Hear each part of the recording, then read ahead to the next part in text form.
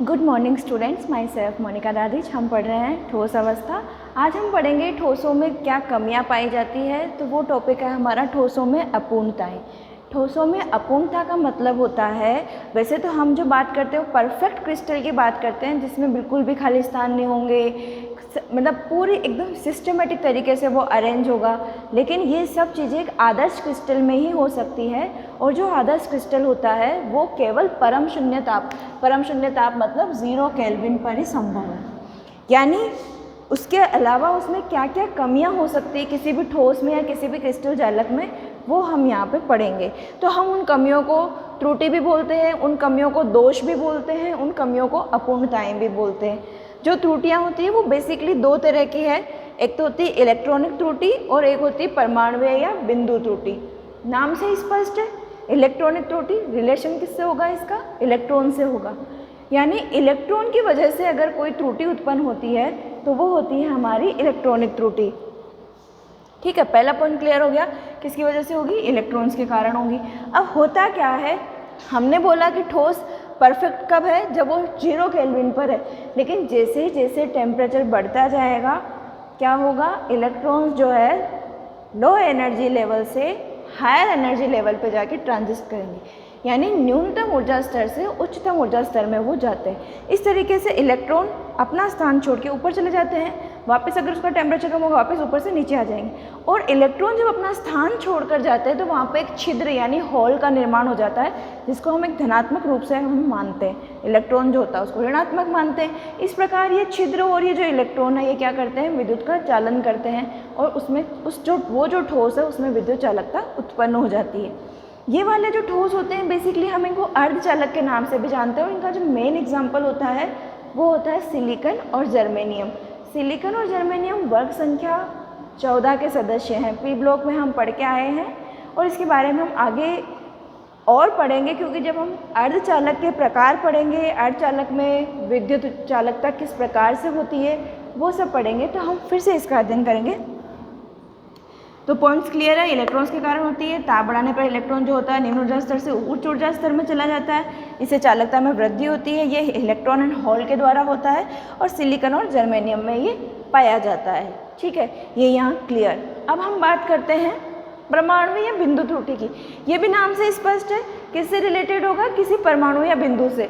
हम जानते हैं क्रिस्टल जालक किससे मिलकर बनता है, अवयवी कणों से। अवयवी कण क्या हो सकते हैं, परमाणु हो सकते हैं, आयन हो सकते हैं, अणु हो सकते हैं। तो हम यहाँ पे बात करते हैं परमाणुओं की, ठीक है, या किसी कण की। यदि वो कण क्रिस्टल जालक को छोड़कर बाहर चला जाए, उसकी नियमित व्यवस्था को छोड़कर बाहर चला जाए, तब इस प्रकार की त्रुटि उत्पन्न हो सकती है। या फिर क्रिस्टल जालक अपने स्थान को छोड़कर, जिस स्थान पर वो था शुरू में नियमित व्यवस्था में, उस स्थान को छोड़कर वो अंतराकाश में चला जाए, या उसी क्रिस्टल जालक के किसी और स्थान पर चला जाए, तो जो त्रुटि या दोष उत्पन्न होता है वो इस कैटेगरी में आता है। ठीक है, इस कैटेगरी को हम फर्दर 3 में डिवाइड करते हैं, स्टाइक्योमेट्री, नॉन स्टाइक्योमेट्री और अशुद्धि दोष। ठीक है, आप एक बात जानते हैं, आपने जो स्टार्टिंग में ठोस के प्रकार पढ़े थे तो आपने बहुत सारी तरीके के पढ़े थे। अभी यहाँ पे एक आयनिक ठोस और अनायनिक ठोस को हमारे को दिमाग में रखना है। अनायनिक ठोस में आयंस नहीं होंगे और आयनिक ठोस में आयंस होंगे। सबसे पहले हम पढ़ते हैं स्टाइक्योमेट्री दोष। नाम से स्पष्ट है, स्टाइक्योमेट्री। स्टाइक्योमेट्री क्या दोष का मतलब ऐसा होता है, ऐसा दोष जिसमें त्रुटि उत्पन्न होने पर उसकी स्टाइक्योमेट्री में कोई चेंज नहीं आए। यानी जितना पहले परमाणुओं का मूलानुपाती सूत्र था, जैसे पहले भी ए और बी का जो रेशियो था, त्रुटि उत्पन्न होने के बाद भी ए और बी का रेशियो उतना ही रहे, यदि वो क्रिस्टल जालक ए व बी से मिलकर बना है। अंडरस्टैंड, यानी इसमें उसकी स्टाइक्योमेट्री में कोई भी चेंज नहीं आता। अब अनायनिक ठोस के लिए ये 2 प्रकार का होता है, रिक्तिका दोष और अंतराकाशी दोष। रिक्तिका दोष में क्या होता है,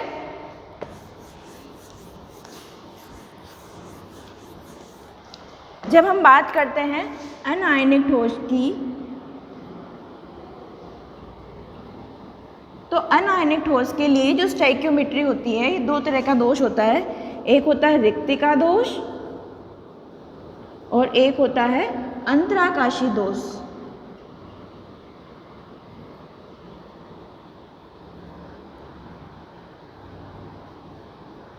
जो रिक्तिका दोष होता है इसमें क्या होता है, मान लो ये अपने एटम्स थे जो परफेक्टली व्यवस्थित थे, जब ये दोष उत्पन्न होता है, दोष उत्पन्न क्यों होता है, हम इसको क्रिस्टल को गर्म करते हैं। हम जब क्रिस्टल को गर्म करते हैं तो इसके अंदर से जो कण हैं वो अपना स्थान छोड़कर क्रिस्टल से बाहर निकल जाते हैं। तो मान लो एक यहाँ से गया और एक यहाँ से गया, तो दोनों चले गए।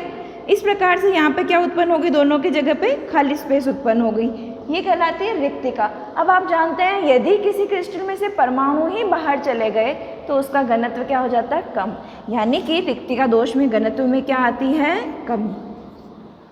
ठीक है, अब हम अंतराकाशी दोष की बात करें तो अंतराकाशी दोष में क्या होता है, जैसे ये परफेक्टली व्यवस्थित थे तो इनका जो परमाणु था वो यहाँ से हटके ये जो बीच में अंतराकाश है, अंतराकाश यानी खाली स्पेस है, यहाँ चला गया। मान लो ये परमाणु हटके इसके बीच में जो स्पेस है यहाँ चला गया, यानी कि इसमें तो, या फिर इसको ऐसे समझो ये तो यहाँ रहेगा ही सही, बाहर से जो हमने परमाणु आ गए उसके अंदर गलती से, वो कहाँ आके फिट हो जाते हैं, इसके बीच की अंतराकाशी स्थल में आके फिट हो जाते हैं। तो इससे क्या होता है, परमाणुओं की संख्या में वृद्धि हो जाती है, जिससे कि उसके घनत्व में क्या होती है, वृद्धि हो जाती है। इस प्रकार से अनायनिक ठोस के लिए स्टाइकियोमेट्री कितनी तरह की होती है, रिक्तिका दोष और अंतराकाशी दोष के अंदर रिक्तिका में वो स्थान छोड़ के चले जाते हैं, जिससे कि उसके घनत्व में कमी आ जाती है, और अंतराकाशी में वो अंतराकाशी यानी रिक्त स्थानों पर आ जाते हैं, जिससे कि घनत्व में वृद्धि हो जाती है। ठीक है, अब जब हम बात करते हैं स्टाइकियोमेट्री की ही, लेकिन किसके लिए, स्टाइकियोमेट्री दोष ही किसके लिए देखना है अपने को, आयनिक ठोस के लिए। जब हम आयनिक की बात करते हैं, क्या देख रहे हैं, पढ़ तो वही रहे हैं, स्टाइकियोमेट्री दोष।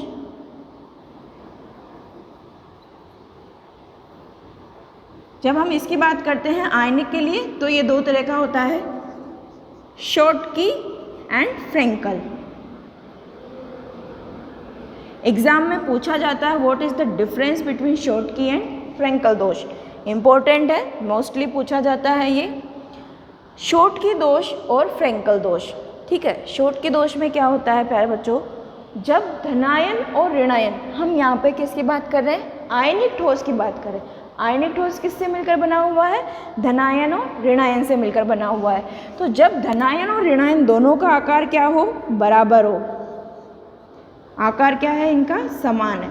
जब इनका आकार समान होता है तो ये क्या करते हैं, ये उस क्रिस्टल में से निकल जाते हैं। जैसे मान लो धनायन अगर क्रिस्टल छोड़ के जाता है तो ऋणायन का आकार भी समान होने की वजह से वो भी क्रिस्टल छोड़ के चला जाता है। जब ये दोनों क्रिस्टल छोड़ के चले जाते हैं तो वहाँ पे क्या उत्पन्न हो जाती है, एक तरीके से रिक्तिका उत्पन्न हो जाती है। जब दो परमाणु क्रिस्टल छोड़ के जा रहे हैं तो क्रिस्टल के घनत्व में क्या आ जाती है, कमी आ जाती है। घनत्व में क्या आती है, इसके कमी आ जाती है। इस प्रकार का दोष क्या कहलाता है, शॉटकी दोष कहलाता है। फ्रेंकल दोष में क्या होता है, धनायन का आकार तो बहुत छोटा और ऋणायन का आकार बहुत बड़ा होता है। जब ऐसा होता है तो क्या होता है, ये धनायन वाले जो आयन होते हैं, ये आयन अपना स्थान छोड़ के उसी क्रिस्टल में किसी अंतराकाशी स्थल पर चले जाते हैं। तो क्रिस्टल से बाहर नहीं जा रहे, दोनों किस में है, क्रिस्टल में ही है, तो इनके घनत्व पर कोई भी प्रभाव नहीं पड़ता है। लेकिन ये कहाँ शिफ्ट हो जाता है, ये अंतराकाश में चला जाता है, इसलिए इसको हम अंतराकाशी दोष भी कह सकते हैं। और इसमें जो कण हैं वो क्रिस्टल को छोड़कर बाहर नहीं जा रहे, और जब क्रिस्टल को छोड़कर बाहर नहीं जा रहे हैं, जिस स्थिति में इसके घनत्व पर कोई भी प्रभाव नहीं पड़ता है।